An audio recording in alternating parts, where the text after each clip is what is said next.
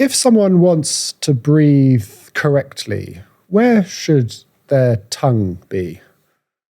So a tongue position is really, really crucial because it helps our nose to work better. But it also helps us form our airways and our facial development when we're a child. So the tongue position should be in what we call the N spot. So when you say N, the tip of your tongue goes to the roof of your mouth. Then you pull the rest of the tongue up to the roof of the mouth as well. Relax your face, relax your neck, and then hold it up. And as it's up there, we notice like a larger airway size through the nose. And to compare it, we can then like drop our tongue to the bottom of the mouth with the lips closed and just notice as the airway starts to feel a lot smaller. And people will find that depending on the size of their sort of larger smile and larger face, larger airway versus someone who's got a very narrow face, maybe some teeth taken out or something like that, then they're going to notice a difference. Those with a larger face, it will be not such a difference. Those with a much smaller face, it will make a huge difference to the point where you're like, oh my God, I used to think my nose felt too small. And now actually it's much, much easier. If my tongue is at the sort of top of my mouth, is it touching my teeth? So ideally, it shouldn't be on the front top teeth. It should be just slightly pulled back. Some people say N slightly differently, but generally when you say N, it is slightly pulled back from those front teeth. And it's a little bit like a ski boot. Like you put the toe in, you click down the heel, and then you ski off. Right. We don't want just the toe in. We don't want just the tip up because then we're not actually pulling the tongue to the back. And there's sort of research showing that there's, if you put your tongue to the top front, it can make your calming side of your nervous system actually reduce. But if you put it up to the very back against the soft palate, which is where if we like put your thumb right to the back of the top of your palate, it gets really soft. This is where, when we have it up against here, it actually reduces the stress side of the nervous system. So by having the whole thing up and holding up at the back as well means that we're actually going to calm ourselves a little bit more. So you get the double whammy of breathing through the nose and actually calming the nervous system as well. I'm going to practice that. From your experience, how many people do you think breathe incorrectly? I would just love there to be this huge study with like really accurate stats. And I have been really trying to find it. I would say from when I look around and I look at friends and family and people I meet in general, I'm quite shocked to find someone who's breathing really well all the time. The other day I actually went up to a guy and actually thanked him for making my day because he was breathing so beautifully. A stranger? Yeah, complete stranger. Because it's so rare that I see someone who's like, he was standing there like really tall in this t-shirt and just like holding his phone up here, not like down here, but like holding his phone up, and I could see what I call the D spot moving. And it was just so beautiful just watching this minimal, ideal breath. Whereas most people I would see, like they would just be crumpled down, their diaphragm wouldn't be working, or they'd be like through their mouth or breathing fast or shallow. And so rarely do I see someone who is breathing really, really well for like an extended period of time. That D spot you mentioned. Yeah. If someone's trying to breathe correctly, what do you mean by that D spot? If you're trying to breathe correctly, don't have a chair like this. It's just below the split of your ribs. There's a bouncy bit. Yes, yeah, I can feel that. And this is what I call the D spot. So I didn't name it after myself, like the G spot bloke. I named it after a diaphragm because what I realized was loads of people are talking about belly breathing. And there are 3 different parts of your belly you can breathe into. You can breathe into the D spot, you can breathe into the belly button, and you can breathe below the belly button. And belly breathing is very like, suggests a sort of a bloat. We don't want to bloat. We want the diaphragm to be working. And the diaphragm is tucked up under the ribs here. So, and it's fixed all the way around. And what we want is that to plunge down. And as it plunges down, the D spot moves out as we breathe in, and then it goes back in. And that's it. And most people will also be doing this. Or this will go in backwards. There's a backwards breath, or there'll be all 3 areas.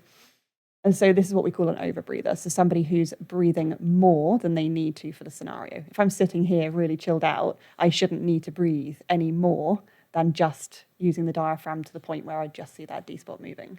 But it really helps people to connect with like the brain with the body as well by having a physical touch point rather than just like belly, which is very generic and can cause a bit of problems as well, especially if you're putting loads of pressure on your pelvic floor. So we don't want that sort of excessive breath. We want efficient, optimal, deep breath. What other common mistakes do you see when you're consulting with clients on breathing? The tongue position is a really big one because, especially snorers will often have their tongue like at the back of their throat. So they're lying there in bed and they're like,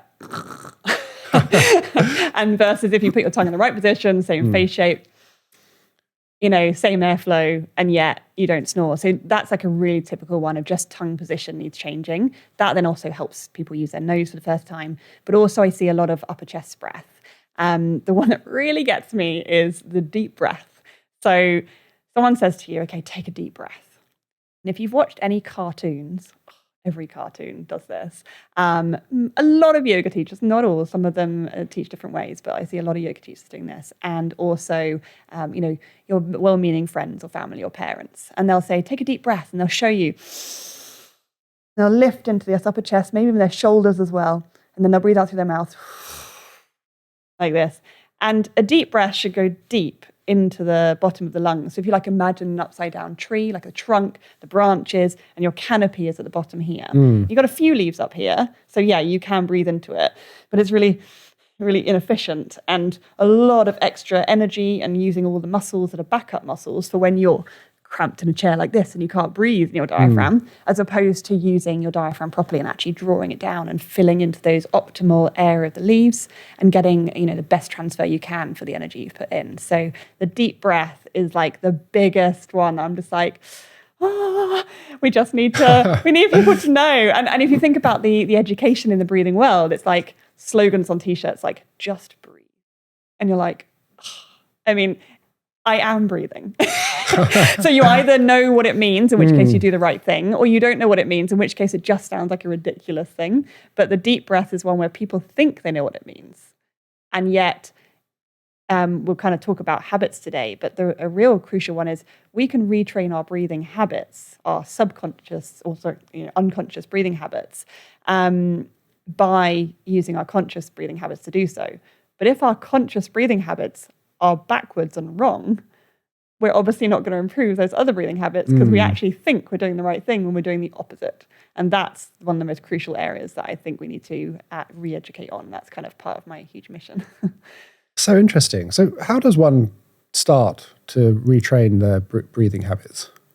Well, first thing is a bit of awareness. So a lot of people come to me and they're like, how I breathe. And, we can get our hands on. I actually do like a free masterclass on this and you've been to it, where you can actually learn all the spaces of, where to put your hands, where to feel all the different areas, how it's moving in different scenarios. And what I try to do is guide people through this because there are a lot of subtleties. It is quite complex and, trying to get it over in like 2 minutes and something like this can be really hard. So there are subtleties to it that we can kind of learn.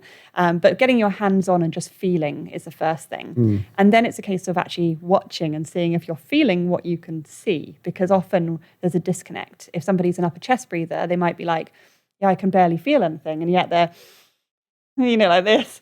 And you're like, oh, it's quite a lot of movement actually, So it's associating what we can see, what we can feel, and then in what scenarios. So if you're, at your desk or you just checked your phone and ping or something goes and you're like, you just stop breathing and you're like, oh, there's like 15 tigers in my inbox. And, this is what a lot of people are doing when they're just not realizing quite how much they're feeling really stressed. They're stopping their breath in a stress sense as opposed to a calm pause at the end of a breath before breathing again.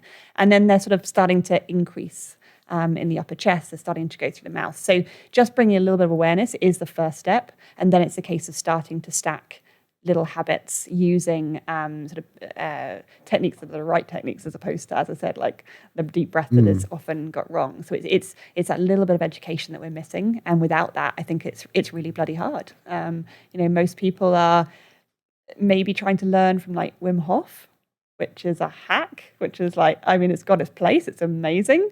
But it's not going to teach you how to breathe well all the time, nor is a yoga class. 3-part breaths and increased breaths when you're lying down is not what we want to be doing all day. So although they can be really useful using breath work for different hacks to get our body doing different things, we need to be actually learning a bit more about how do we reduce our breath? How do we slow our breath? How do we get it back to the nose? How do we get our diaphragm working optimally? And then we can start to instill that, to bring it in, because without that knowledge, we're kind of a bit lost, which is why we have this problem in the first place. If someone's listening and they think, oh gosh, that sounds like me, I see a stressful email and I stop breathing momentarily in that moment of stress. For people like that, is there any practical tips that you could give them to help in those situations? I mean, awareness is key. So, I mean, it sounds silly, but send yourself an email the night before that says, check your breathing. So when you're in your inbox, you see your own email saying, check your breathing would be a really good start. Just bringing back to a conscious breath as you're starting to read through things can be really helpful, because you're then not allowing your body to just go into an instant reaction, and you are actually starting to just bring some awareness and slowing it down. That would be kind of my first tip, is just literally get that first bit of going. Notice where the problem is. Notice if it's as you leave the house, or as you're checking emails, or as you're about to pick up the kids, or whatever it is that you feel that is stressing you out, and bring the conscious breath in at that moment, because you don't have to do it for long to make a difference. You just have to stop it in its tracks. If someone's listening and they're thinking they're not sure if they're a good breather or a bad breather, are there any red flags that someone might look out for which might suggest that they're breathing in a suboptimal way? Yeah, sure. So my favourite ones are the nicknames. So my personal nicknames, what have I had? Darth Vader. Who called you that? My husband, before we got together. Okay. I used to watch like TV with him or something when we years ago before we got together, and I would be mouth breathing and just sitting there watching a film and really audibly breathing. So heavy, loud breathing is the first one at any time when you're not like running. If you're just sitting or standing, that's a surefire one of over breathing. The other one, I also got called the Predator. Also by my husband, once he was allowed to share my bed. And this one, I didn't know what a predator was at the time. I had to Google it, and I was like, oh, that's a horrible nickname. Yeah, but, gosh. I used to click in my sleep. So some people are used to snoring, and obviously that's easy, but I used to go as my airway was kind of closing over and over. So again, it's this blocking of our airway during our sleep. So that would be a real classic one. And then we also have, one of my favorites was ostrich. So when I was running at school, I was really sporty, really fast, but I was a mouth breather and an over breather. And I would literally jut my head forward and swing it to kind of try and desperately get some air. And so this forward head posture, and we often notice it with people with just bad posture from phones. But if you feel like you can't sort of stand against the wall with your head against the wall, like everything up against the wall, including your heels, and that's not natural for you and your head's forward, then that's a really a sure sort of a sign that you basically could have a restriction in the airway, or that you're holding your posture in a way that you're trying to get more air. So it can be caused by one thing and the other, kind of a cyclical thing, but this is something to look out for, is just posture and actually how are you breathing in that way. And then for a lot of people, it's things like, are you feeling anxious all the time? Are you getting panic attacks? Panic attacks is, yes, it can be a mental stimulus, but I mean, I haven't yet had somebody coming to me with panic attacks who hasn't also had a breathing issue. So it's a case of, again, it feeds into the breathing and the breathing feeds back into it. You've got to cut it somewhere. And although you can work with talking therapies or different methods or thinking something at the time, sometimes you actually just need to literally take a hold of your breath and to then let your brain think again. So these are areas that are really typical. Others might be that you're feeling really disconnected from your body. You're feeling like you're living in your head. You've lost that awareness, that connection, and that can be a good sign that breath is something you want to be able to connect back with. Or even just finding that your nose is always stuffy, that you sort of feel like it's a bit small. Things where we just don't feel like it's that easy actually to nose breathe, or we're like, I don't really understand where that D spot is, Jane. I can't find it. These are sort of areas where I'd be like, there's going to be some sort of reduction in quality of that breath. And, when you times that by 20,000 breaths a day, it makes a really, really big difference. Is that how much the average person breathes per day? This is a sort of pluck out the air average between, people can breathe a lot less and a lot more. But yeah, 20,000 is a kind of number that's generally used because it's quite a lot. What's the benefits of nose breathing? Nose breathing is amazing. So nose breathing is like our filter. It filters viruses, bacteria, particles, allergens. it like warms and moistens the air, and it also pressurizes it, preparing it to get it deep into the lungs. So when we use our nose, we're actually more connected to using our diaphragm as well. So Q, mouth breather, upper chest breather, as the opposite. And the nose is able to slow the air as well, so you can calm the nervous system by doing that. But you've also got nitric oxide, which is created in the nasal cavity. And if you just like Google nasal cavity, if you've never seen one, like the brain's huge, but the nasal cavity is also massive. And we have this like nose on the front. Everyone's like worrying it's too big or whatever. But actually the nose is incredible. And we have this huge space. And if it wasn't important, we wouldn't have this huge space in our skull. But we create nitric oxide. And nitric oxide, along with carbon dioxide, are like the backstage crew. So I often talk about like the actress is oxygen, and everyone's like, oh, oxygen's so amazing. We want more oxygen. And, give her the flowers on stage. But actually, it's the backstage crew. So if you've been like finance or admin, you'll know how this feels. Like you don't feel as super appreciated in the space. And, actually, you're really needed to make things work. So carbon dioxide is the waste gas. So we have the oxygen come in, add it to the carbon from our food, make the waste gas in the cells, and that's expelled. And we do want to get rid of it. We don't want too much of it in our body. However, if we're an overbreather, if we're breathing too much all the time, then we're actually dumping it too fast. And it's got a job to do before it goes. So carbon dioxide and nitric oxide, which is created when we nose breathe, and even more so if you hum. So if you're like a cyclist and you get a bit stuffy and manky when you're cycling, you can hum on the way out, and that increases that nitric oxide to kind of help keep things clear. Nice top tip. But those two gases together help open up the airways, open up the blood vessels, and then it's a little bit like having red buses in your blood, so that you want like a motorway, you want all three red buses side by side carrying oxygen from the lungs to the brain, for example, to the muscles. And when they get to the destination, you want like little porters opening the doors, and it's the carbon dioxide that does that. It changes pH, and it's all scientific. But effectively, imagine porters opening doors, getting oxygen, getting off buses. And if we have optimal breathing, we've got those three buses arriving all at once, and all six doors open, and we can deliver that oxygen. And we're like, excellent, okay, great sleep, great recovery. Keep going during a sport without feeling tired. This is a major one. But if we overbreathe, again, that reduces, everything narrows, the buses stack, the oxygen's in your blood. You've worked really hard for it, guys. Like that oxygen's in. Everyone's saying, we just need to breathe more. And actually you're like, no, breathe less, because you're getting enough. Often we're expelling like 80%-ish of our oxygen when we're just sitting down that we bothered to get in. So it's like, unless you're at altitude or doing something in particular that's more extreme, we don't need to be breathing a lot more. We actually just need to be delivering what's already in our blood. And that's the crucial bit we don't get taught. Why can human beings breathe through our mouth if we're not supposed to? Well, if your nose blocks, then you don't die.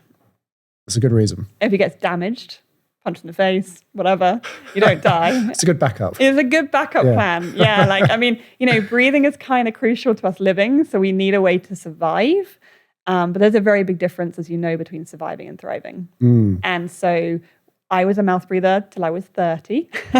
I was a snorer, and my entire face shape is very narrow. My teeth are very narrow. I've had braces to widen it. I've had braces to kind of like help straighten. But the fact is that we need correct breathing while we're young. We have our tongue in the roof of our mouth as a baby. We're breastfeeding potentially if we're lucky, and that helps form a lot of strength in the face. Obviously, not everybody can, no judgment, but it is good for our face to form. We want to chew. That's good for our face to form. We don't really chew much anymore with our ultra-processed diets. And then we also want to have that tongue in position so that we're nose breathing. So as soon as you become a mouth breather, and then maybe your swallowing can go out, because you can get like a forward thrust swallow, which I had as well, pushes these teeth forward. So now I can't close my lips. Right, okay. Even though I had braces and nobody told me, so then I kept doing this, kept mouth breathing. And so these little things that we need to keep, good habits, they can make quite a difference to our facial structure and therefore airway. And for me, I do have an impacted airway size. So if I run, I've been sharing pictures recently of me like taped up on my mouth and then taping my nose slightly up. I'm trying different techniques. I'm now going to try like opening up the nose with the little plastic dilators and trying strips. I'm going to try different ways, but I could run for 7 minutes at about level 6 on a running machine until I started to feel dizzy. And that was purely like strapped up, solid nose breathing with that lifted. Had I left that down at my normal nose size because of my impacted airway, I would have probably not got to 7 minutes. I would have given up after 2 or 3. So the taping the nose up, that just literally makes it wider, more air can go in. It just helps. So yeah, so if you want to like get more air, if you're struggling, or if you're wearing mouth tape at night like I do, like I lift my nose just to get a little bit more air if I need it, until I've calmed myself a little bit, and then I can go back to less. Or if I've got like a reduced nostril size, it just helps a little bit, but you can't like run around like this. So I know that it is impacted. It's just that, you know, I'm not a high-end athlete. I was really sporty, but I was always held back by something, and I now know it's my breathing. So yeah, it's just something I have. I'm not going to go through the surgery to try and deal with that. Out of all the things that you could have been, you decided to be a breathing retrainer. Why? Well, I didn't realize it was a thing to be able to actually help someone with their breathing. And it was purely through personal situations. So when I was 30, I heard a podcast that I could retrain my nose that felt too small, and that retraining your breathing habits was even a thing. And I was just like, hang on, like, what? I've been wondering about this since I was 7. Like, my nose has always felt too small. And I sort of remembered back to this memory of sitting on my floor in my bedroom, and I was like, my nose feels too small. Like, I can't breathe through it properly. You know, I can get air through it, but like my mouth just feels a bit more comfortable, you know? So I'll just do that. Like, surely if it was a problem, someone would have told me. And the thing that really comes back to me is that surely if it was a problem, someone would have told me. And I think that particular memory is why I do what I do now. I hadn't quite realized the impact it would have. And so learning from starting this podcast, and then, you know, literally like rabbit down a hole, like, in all these different areas. And I got so excited to find out all the things. I was like, that explains why I was always tired in the morning, even though I'd sleep for hours. You know, that explains why when I was like the sportiest in my year, and yet I still would always struggle more than the others to kind of keep that pace, to recover. Like, I was really slender as well, but I think that breathing has a huge amount, and I was always sort of struggling with that. And then age 12, I had my first panic attack. I was running for help. And my doctor actually sort of diagnosed me with sport-induced asthma. And what I found really interesting about that, looking back, is I was a mouth-breathing child, my tongue down. My face was really narrow. There wasn't space for my tongue in the roof of my mouth, which, you know, is where it's meant to live. And I was over-breathing in general. And then I was obviously in this scenario panicking and running for help. So you can imagine why I would have a panic attack in that scenario, when my airways are closing up and I'm over-breathing through my mouth. But what they thought was sport-induced asthma, because they were like, well, you're struggling to breathe while you're running. And they didn't really have maybe the education around mouth breathing and the impact that actually has on this over-breathing impact. So what happened is they gave me an inhaler, and I used this inhaler, this blue inhaler. And whenever I hadn't taken it before my hockey or whatever I was doing, I would freak out. I would start to have another panic attack because I was worried that I needed this external thing to be able to just do what I'd been doing for years. And what I realized was, when I was actually able to calm down and my teacher would calm me down, I was actually okay. But it was the panic that would rise because I'd sort of become disempowered and like given my ability to breathe out to something else, rather than actually being taught, like, right, you're an over-breathing mouth breather. First of all, we need to get your mouth widened, which I did eventually have braces to do that. And, you know, and that you need to be able to learn how to breathe again through the nose. You need to be able to actually pace your breathing, to be able to breathe efficiently into the diaphragm again. I was upper chest breathing, you know, gasping like this. And these sorts of situations, they just, in isolation, they're like, oh, you know, my kid, you know, struggles to breathe, or, oh, yeah, you know, like, oh, it's just the way she is, or what. But actually, these are quite serious areas that can really impact. And then, you know, as I went on, anxiety increased, stress increased, sales and things like that, which are high pressure roles. And just throughout my life, there was always these next steps that I realized were kind of linked to breathing. But those were the first ones for me. And then it was when I started working with clients and I started to see the results for them. That was when I was like, okay, this isn't just a side hustle anymore. This is like This is really, really important. And, one of my favorite clients was a guy who was 41, and he'd had his throat damaged by a rope that he rode into when he was 16 and completely severed, which is horrendous.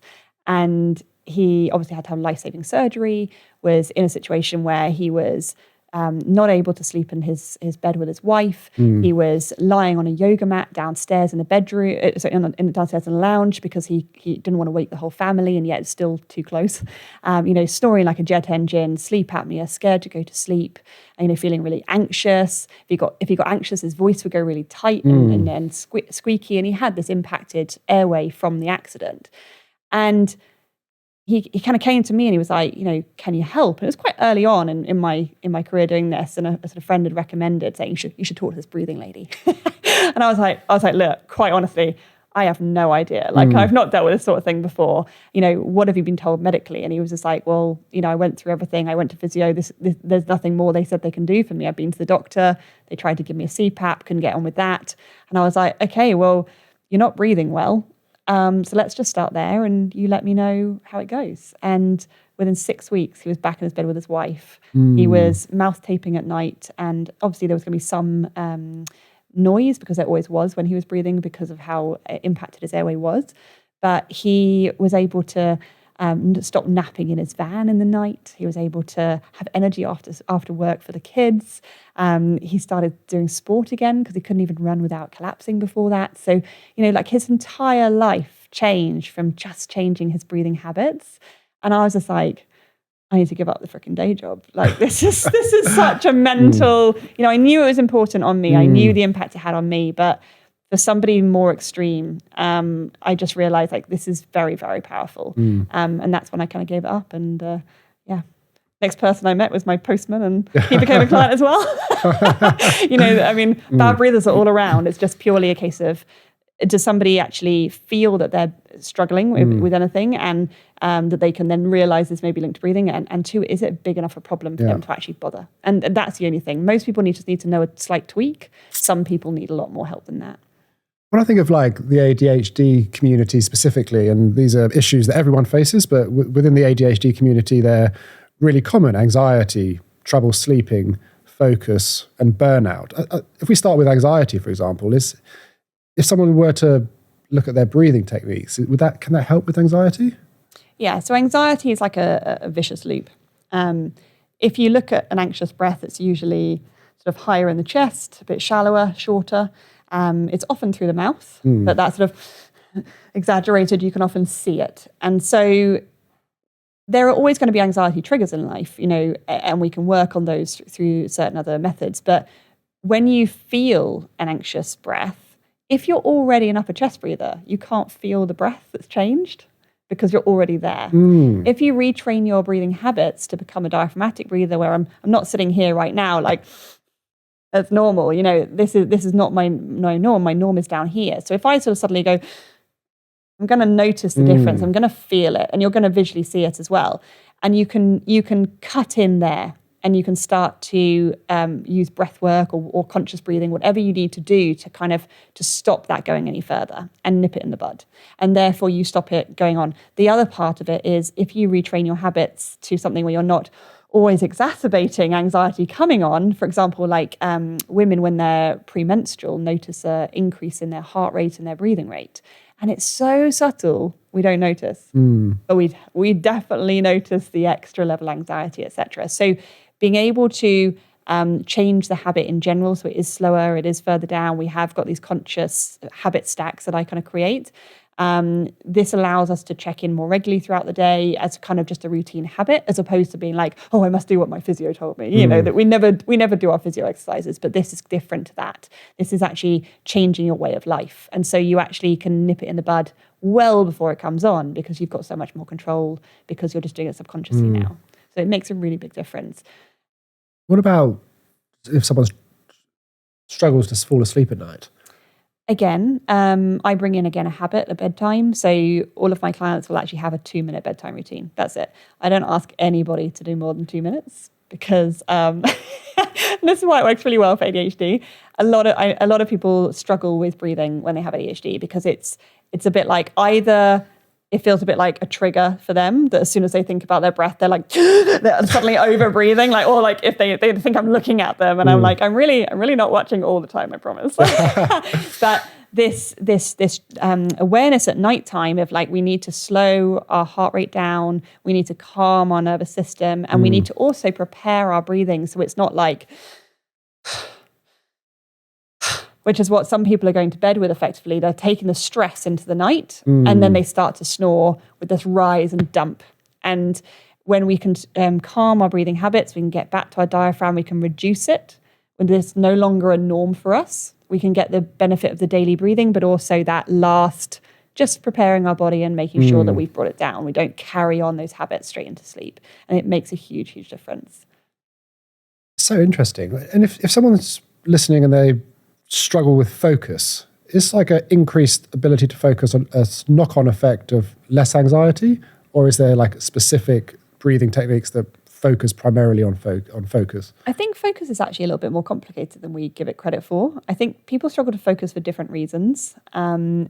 Some of it can be stress or anxiety. Some people can focus better when they're under stress. For example, ADHD is like, it can be much easier when there's like a deadline in 24 hours or 4 hours, as opposed to like, oh, it's like 3 days away. And you're like 2 days are kicking around. And then, so these times of focus can be depending on, is it an interest focus, or is it a case of you're feeling like a bit brain foggy and you're struggling to kind of actually like refocus? I would probably say really we just want some oxygenation to the brain would be a good start. If we're not getting that would be the first thing to check. And so if you're over breathing, so if you're,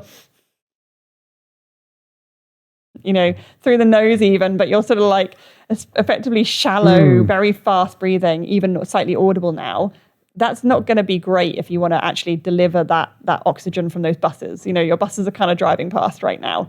And some people do use breathwork hacks that are more exacerbated hyperventilation techniques. And they sometimes also then do breath holds as well, where they're try to get in the oxygen, then kind of trap the CO2 and then hack it that way. But actually just calming down your breathing a little, just slowing it down, bringing it down. It's enough to increase the focus for most people. It's just getting a little bit of control. And what I can find is really useful is pausing the breath just long enough to restart it. So it's not a case of going, calm down, I can't. We can't always stop a running train, but we can't slow a running train, but if we actually stop something and restart it, we can restart with intention. So the technique I kind of use with people who have panic attack, anxiety, asthma, if they've got a hot flush coming on, if they're perimenopausal, these are all things that people feel it runs away with them. And so again, we just pause and then restart intentionally into where we want to go. So whether it's calming it slowly, whether it's getting to the D spot, whether it's getting it quiet, and taking it a step at a time. A lot of people are in a rush to get there, and actually just giving yourself a moment to say, I'm not trying to go from where I am to perfect in 2 seconds. It's what can I do to just gradually get control and know that I've got the power to do that. And most people are just not empowered. They don't realize how powerful their breath is, or that they have the control to do it. So that makes a huge difference. It's fascinating. And I think, what about particularly with ADHD, you sort of go through these cycles of extreme interest, overwork, burnout, that arc, which we're just so familiar with lots of people, but specifically with the ADHD community. Is there anything that someone might be able to do regarding their breath work to take more control over that arc? I would actually say that this is wider than just breath, because as much as I'd be like, oh yeah, this is like a fix for everything, it's not. This is an underlying part to everything else. It is the link to the next stage of things. Breath is something to bring awareness to the body. It also gives you control. It can make you feel empowered. You can feel that you've got a little bit of ability to impact your sleep, to impact, whether you're going to need coffee or, whether you can do something else. So you can use your breath in that way. But what I'd say is really crucial is tracking. So what I personally do is I have a like an A5 diary, like a school diary, the ones with like the Monday to Sunday, and I try to keep it with the all equal days. And I write down at nighttime. So again, it's hard to remember to do things. We have to do things that are going to trigger us to remember. So I have it just by my bed, and each night I write down things like, and it's quite a list that I've built up to, but I'll do things like what my energy level was. So I'm tracking against, because I'm a woman, my menstrual cycle. So I'm knowing what's normal for me on day 19, what's normal for me on this day, what's normal for me on a Friday, for example, and then I'll track things like how I went to the toilet that day, which, sounds ridiculous, but actually, if you were constipated, for example, you might not have had enough water. It's kind of a basic need, and it can help you realize what's going on. Or if you had a really, a really runny tummy, maybe you were feeling particularly anxious that day. So you're sort of tracking through things like that you don't actually normally become aware of. And a lot of people, because they're not tracking anything like this, and I'm not like, weighing, measuring, this is just literally writing down. It's a case of, if you can't remember how you went to the toilet 2 hours ago, like, we're really not in tune with our body. So it forces you to bring that little bit level of attention that you didn't have. And you can start with 1 or 2 and you can build it up. Other things I write down are things like, for women, vaginal discharge. If you're not getting any when you should be, then you might well be very anxious and very stressed and holding everything tight. So again, it's showing you a bit more about your body. And when you start to see things going awry, you can see them in symptoms. It might be that, did I eat well, for whatever well means to you? Did I move? I write down, like, I walked to school or something, or I went to the gym, or I did some natural movement on the floor.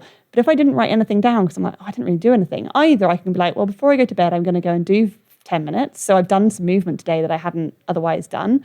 Or, you know what? Self-compassion. Today, we didn't do any of these things. I didn't actually eat that well. I didn't drink enough water. I didn't move that well. I was at my desk focusing all day. I felt really productive. Write that down too. Really good energy, really, all the things you might want to write. But I didn't do these crucial things. And if we can track those, then within a week, you're starting to see all the patterns of the things you need. Like, we know we need to breathe well. We know we need good food. We know we need movement. We know we need sleep. And if you've, kids woken you up 3 times a night for the last 3 nights on top of everything else, you're going to need to put a little bit of focus on those things that you're missing. Otherwise, you're going to very quickly burn out. And that for me has been a huge difference. And, I don't associate with having ADHD, but I do feel that I'm on that spectrum somewhere. I do feel that when I don't look after myself, oh my God, do I feel symptoms much more so? When I do I feel much more in control? Yes. When I'm premenstrual, does it feel much more extreme? Yes. So it's tracking what's normal for me and these little simple things that people way overlook. And we don't need apps. We don't need watches. We don't need rings to tell us this stuff. Actually, by making ourselves write it down, we're making ourselves be aware in a way that we're not when we're outsourcing to tech. So that would be my suggestion. It's a little bit outside breath. Well, that might be a good time actually to see if you relate to this week's washing machine of woes. And every week I ask the ADHD Chatter podcast community to send me their biggest woes. Okay. And I put it in a washing machine because it's symbolic of memory loss within the ADHD community. And I reach in and I pull out a woe and I ask my guests if they relate to it. You said you don't think that you're ADHD, but it'd be fascinating to ask a non-ADHDer if you relate to the woe. So we'll see what you think. I certainly have a lot of overlap sometimes, so that's interesting. A member of the community has written in and they've said, I'm a believer that ADHD doesn't just make us sensitive to rejection, but it also grants us the ability to pick up on subtle energetic shifts in people. Literally, I can see the little changes in people's faces rather than their words. Interesting. So I feel the rejection thing is interesting because I don't have a really strong element of this. But I do think the rejection element could be more down to our upbringing. I do think that the ADHD community is also lumped in very much with there's trauma and there's lots of other things kind of overlaying. And I think a lot of it is people aren't just experiencing similarities in this sense. They're actually all experiencing quite a lot more, and it's hard to kind of pull them all apart. So that's my personal opinion on it. And I think on the rejection side, yes, I've had those times where I'm like, oh, what about that text? And I have experienced it, but it's not huge for me. When it comes to the other side of things, I do find that I do find that I do relate to a lot of it. It's just that rejection bit doesn't feel strong, and it's hard. I don't really know how to explain it on that one. I guess rejection sensitive dysphoria is, I think, what they were probably referencing. And I've spoken to many people with ADHD who said similar to you. They sort of feel it a bit, but they don't get that rage or that complete sense of injustice. But other people, it's completely, soul destroying in that moment. What was the second bit on that? I forgot. Essentially, it was intuition and being able to be an amazing judge of character. Yeah, sorry, my brain was a bit excited all over the place. That I associate. So the intuition side is interesting. So I find that if I'm passionately talking about something, I'm so focused on what I'm saying, I'm actually quite oblivious to the cues of the other person. If I'm with a client, for example, on Zoom even, I can pick up the teeniest, tiniest things. I watch breath for a living. I'm kind of really focused on minimal stuff. So I do pick up quite a lot in terms of facial cues or slight shifts in body and things like that. And I'm very in tune and quite empathetic in that way. So yes, I can really relate to that, but I also am quite blind to it. And I know that's my blind spot when I'm being really passionate. I love those bits. It's almost like a bit of free therapy for me. Handbrake turn, back to the breathing. Correct breathing, how important is it for children? One of the most important things. There's a lot of stuff going around about ADHD and breathing at the moment. And I don't really have an opinion on this because I think they need to do a lot more studies into what ADHD even is, let alone how it might be caused and all of that. So I'm not going to give an opinion on what I think some people have in this area. When it comes to children breathing in general, one, we should be teaching our kids empowerment of their own bodies. So if we're not giving that education that they can calm their breath themselves, or they know what, a deep breath looks like, all of that, it's kind of a basic need. And I think if you're going to go through trauma, which pretty much every child experiences a form of trauma, whether it's, little t, big T, whatever people call it, we experience hard things. It's how we're wrapped around that, how we can become resilient, how we're cared for around it. And if we've got our breathing down and we kind of understand what to use it as a tool, that puts us in a really good space. We can feel safe again. And that's a scary one for children who can't get to that because they don't know how to feel safe. The other side is that facial structure. If we are mouth breathing and snoring at night and we're as much as we might think a child looks cute like that, catching flies. I remember joking about it as a kid, oh, look, mum's catching flies, in the car or whatever. Unfortunately, that can impact a child's face. It can impact their airway. It can impact their sleep quality and their energy levels and their focus and their brain function for the rest of their lives, if they're not dealing with that. So, this is, I don't know if you know, I wrote a book recently that's coming out this month, so Rose Loses Her Nose, and that's why I wrote it, because it's for young children to read with their parents, because the parents don't know either, and there is no education at this age. And this is, up until we're 12 is when our face is developing. If we have our tongue in the right place, we're breathing well, we can develop that face as well as much as we can from the breathing. We also want chewing. We want good habits in general, but this is a really major area that I think that it's quite scary. There's huge amounts of kids now that are taking, they're having dentistry at age 12. It is possible to have early preventative dentistry or orthodontics. And you can start that from age of 6 now. It's a big thing in Germany. It's kind of coming over very gradually, very slowly here, not enough. But, if you've not got space for your tongue in your mouth, you've not got space for your teeth to come through, you're only going to have further problems down the line. So by looking at our breathing, by looking at our faces young, we can start to make a difference to our, our adult life, I think. And do your own research on it, please, because it's, I'm not an orthodontist, but it's definitely an area to focus on and find out a bit more in. I'll put a link to your book in the show notes. And also, if anyone wants to sign up to a free masterclass of yours, I'll put a link in the show notes for them to do that as well. Great, thank you. Is there anything else that children might unknowingly be exposed to in the house or anywhere that, for example, pets, that could influence their breathing in a small way? Yeah, so the things to look out for kids are things like mold, damp, which we often just sort of go, oh, got a bit of damp, live in an old house or whatever. But it can be quite a thing for children if they're starting to get breathless, or they're feeling like they've got asthma or something like that. Can even impact, skin. It can impact, our brain fog, etc. So looking out for things like that. Pets can be one. So some kids are obviously allergic to cats or dogs, especially if they're in their room with them. Might not be ideal. Some people are, unlucky enough to be allergic to like dust mites and pollen and all sorts of stuff. But the reality is, there's lots of reasons why we can have allergies to things, and there's a whole bigger concept than just breathing. But if we look at nose breathing, we can filter as best we can. If we are not nose breathing, everything is going into the lungs. And so I think that slight awareness of, okay, well, if we can reduce the impact that it might have, that the amount of allergens that are going in, we can actually make a difference to, then we can change how a child might feel. Other things to be aware of are sitting postures. Is your kid playing on their Nintendo Switch like this, or like like this, and are they actually able to use their diaphragm? We ended up buying a screen for my daughter for the wall just to stop her holding a phone, because we want her to have some cartoons. But I was like, I just want her to be able to sit properly while she watches them. So making her aware of how she sits and adjusting her every time, so she becomes aware of that as well, and teaching her how to breathe during it makes a difference.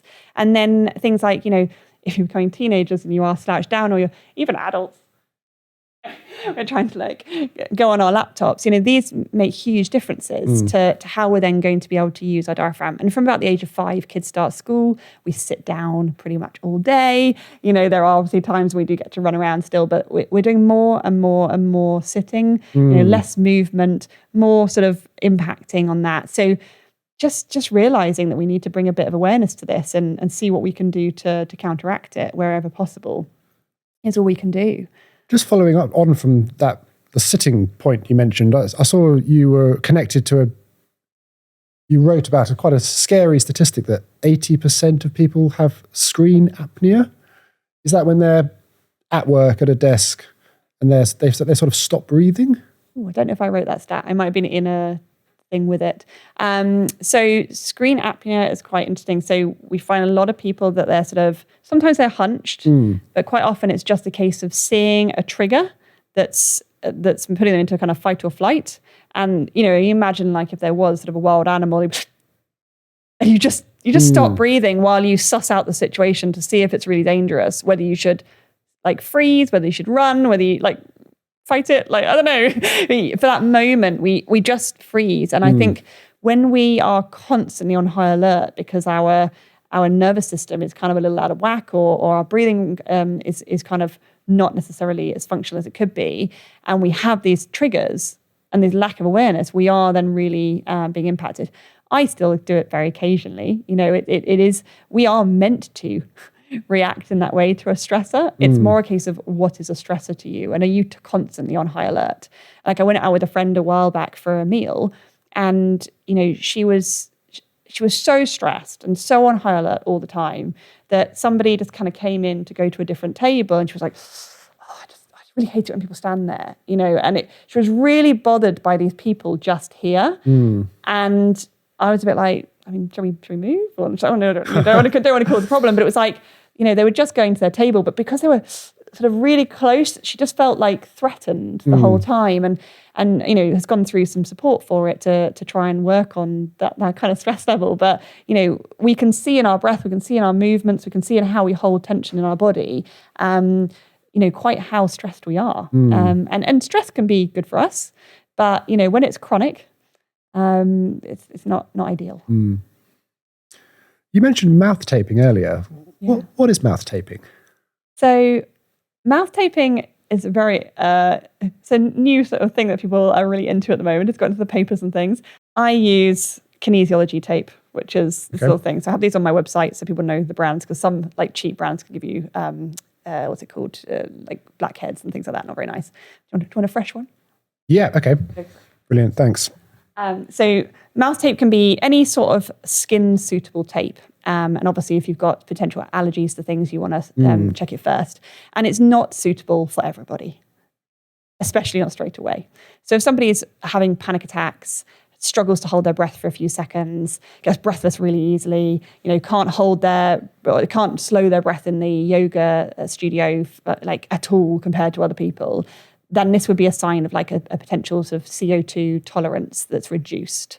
And that means that when you breathe slowly or you hold your breath, that build up in carbon dioxide is triggering your brain to breathe. And that's a natural thing. We want to do that, but we don't want to do it so early. And so people who are really struggling with this breathlessness or these panic attacks, they're often, they're triggering between like either going to panic attack this end or reduced thing here, rather than over here. We want this nice space to live in. So mouth taping can be really good, but you don't want to just do it straight away if you're already having breathing problems. You want to train for it. And when we put it on, we can either tape the whole mouth, which I personally don't do because I like to use it when I have a cough or a cold. Like I haven't lost my nose for a cold in over 2.5 years, which is amazing. I get stuffy, but I can decongest it without having to remove mouth tape or having to switch to my mouth. So when we put it on, it can seal our lips, but it can allow us to cough, talk, drink, whatever we need to do. And when we have it, it can help us to not have to choose between a nose or a mouth. It enforces the nose. And the nose can be stuffy. So for example, I could be completely blocking this. I'm just going to breathe for you. Yep, that's good. And it's absolutely fine for me. It doesn't bother me at all. For some people, that would freak them out in the first couple of seconds. Other people, they can maybe make 30 seconds, a minute, 2 minutes before they start to feel a bit dizzy or something else. So we need to train to the point that that's no longer dizzy, that's comfortable to have a completely blocked nostril. But if we can do that, we know how to calm ourselves if we're freaked out, and we've trained that tolerance, then we can mouth tape. And I use this particular tape because I like the type of glue on it. I like that it's soft and you can use lots of different ones, and it's cheaper than buying stuff that's made for you. For kids, you can get myo tape that goes all the way around the mouth so they can vomit as well. And obviously not advised if you're a big drinker in case you pass out. But you can literally put it on. If you have a beard, it can be harder. So you might have to just go the lips. For me, I can actually strap my lips together and get it really nice and secure. When I'm relaxed, I can't breathe through my mouth. But if I want to... Have I done this right? Uh-huh. Okay, good. How does it feel? I mean, it's soft. It feels nice. It doesn't feel uncomfortable or claustrophobic. No. I haven't got any cold or a blocked nose at the moment, so that helps. But, I mean, doesn't feel weird. It feels a bit weird, but it doesn't feel uncomfortable. We look really cool. I do this almost every night. Sometimes I leave it off just to test to see what happens, to see if I still snore. And, there are nights when my tongue position will hold because I've trained my tongue. And there are nights when, if I'm absolutely exhausted or I've had a drink, which I rarely drink, but if I do have a drink, then my tongue might sort of fall back down. I might snore. But when I have this on, it holds my chin up so I can't fall away. I then therefore can't easily fall my tongue away as well. And it just makes all the difference for me. And this is one of the things that I would be a little bit sad if I went away for 3 days for something and forgot mouth tape, because I would know that my sleep quality was going to be impacted. I'll certainly be taking this to my TEDx in a couple of weeks' time, like hotel room, and I'm like, that's all I need. I even sometimes open the door to like the postman having it on because I've forgotten to take it off, or like.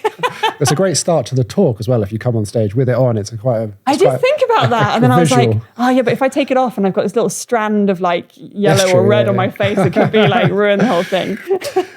With snoring, and I don't want to make anyone feel bad for snoring, but what causes snoring?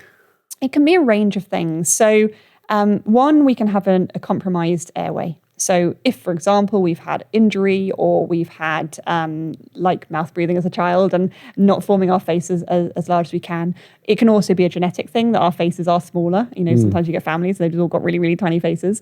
But, we can add to it as well. So if we've got a reduced airway, that can impact, because the smaller the airway, the faster the air, compared with those who can obviously just take it slowly through a big pipe. The other thing is tongue position. So again, like that feeling, like when the tongue's down, we're snoring into the back of our throat because we are actually blocking off our airway. So if we have something like sleep apnea, for example, this can be, again, the airway can be really, really small. Maybe you had tonsil issues, adenoid issues. Kids, for example, can have these flare up. What's sleep apnea? Sleep apnea is when you stop breathing in the night for a number of seconds. So like this is email apnea. This is sleep apnea. So it might be like 10 seconds or more, for example. People like literally breathing and then this sort of, and this is quite a common example. And so what we have there is that's a bit more extreme, and that can be for various reasons. But with snoring in general, we've got the tongue in the wrong place. That's a quick fix.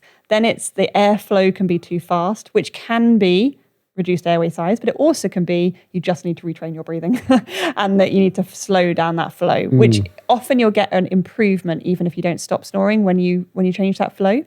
And the other thing we've got is actually the toning of the airways. So the tongue being toned, the upper palate being toned, the airways being toned in general. So there are different techniques. So when I have my online course, for example, it's 8 weeks. And that last week is actually helping with different toning exercises that people can do to help actually sort of open up the airway a little bit more. Some people find that when they put on weight, a bit of weight goes on their neck and it pushes down, and that can collapse the airway slightly. Other people find that as they hit menopause, for example, they might find that happens a little bit more. So again, toning up those airways and holding open the pipe effectively makes a big difference. Because if you imagine like an air conditioning unit, we have like steel pipes going down between. We don't have like flappy sides where it's like we don't want it like sucking in like a bag on either side. So we do just need the structure to be right, and then it's a case of what's the actual flow. If you have a flag outside an airport, when there's loads of wind, they're like clanging about. When it's just a gentle breeze or nothing, they're fine. They just waft around. They don't make the noise. So the wind, i.e. the over breathing, can be one of the biggest things along with the tongue. But that toning is an extra one. And there are some people that go through breathing retraining and they still do snore, but usually they're reduced. But it's a case of if that hasn't worked, then it's usually a structural issue. The thing I'm most worried about is there's people saying, oh, I'm thinking of having nasal surgery. I broke my nose and I've got like a slight reduced airway on one side. So I'm thinking of having surgery. And I'm like, cool. And what are you going to do after the surgery? Like, if you don't retrain your breathing, you're never going to start breathing through your nose. So it's the awareness of we should be looking at what can we do naturally before we go down surgery routes, rather than having surgery and then going, it didn't work. I've had 5 surgeries and I still can't breathe through my nose, or I'm still snoring. And then eventually going, oh, there was this thing the whole time. So I'm just trying to get a little education out there that we can maybe try the easier thing first. Obviously, there's some effort, but it's not as hard as surgery. This has been absolutely fascinating. We've covered so much. If there's some closing tips, the key takeaways, if someone wants to go away and think, okay, some basic things I could change right away, what would your closing tips be for better breathing? My closing tips would be train your tongue. At the moment, there is a free video on my website, on my homepage for the end spot. I'll put a link feel in free to link there. Go to a masterclass with mine if you can, because it's free. Again, I'm like, it's all free, guys. This will help you learn a little bit more about what you're doing already. I think this is probably one of the most crucial things, and this is why I give it for free, because how are we meant to know what to do if we don't even know what we're doing now? That is so hard. So get that awareness, and then start to just put a little bit of focus into it whenever you want to. And it is about finding habits. I train people in the sense of when you're going on the stairs, when you're going to your car, there are these stacking. We have such wasted time in the day where what are we doing? Either worrying about something or checking our phone. And yet we could be retraining our breathing habits at that point. We don't have to be taking 10 minutes and sitting down each morning, 10 minutes each night. As much as meditation is amazing for us, and if you love 10 minutes, do it. If you can make yourself do it, do it. But so many of us don't have that ability. I barely do breath work. I do conscious breathing when needed, but bringing in that tongue position, that awareness to train that, I still use that all the time. Even though mine's trained, I still use the awareness because it grounds me. It brings me back to just check off the basics, make sure that I'm, slowing it down, bringing it down, and then I can just carry on. I don't have to spend loads of time setting time aside to do it. It's a way of life now. So that's what I would say is like bring that awareness and get your tongue trained and go from there. So interesting. I attended one of your free masterclasses, and ever since then I've been so conscious of keeping my mouth shut when I'm watching TV and just generally throughout the day. And I've genuinely noticed a decrease in anxiety. And that was what, two months ago? It's absolutely fascinating. That makes me really happy. How's your running going? Still good. Yeah, still good. Yeah, I do breathe through my mouth when I'm running. So maybe that's something to work on still. That's the next stage. Yeah.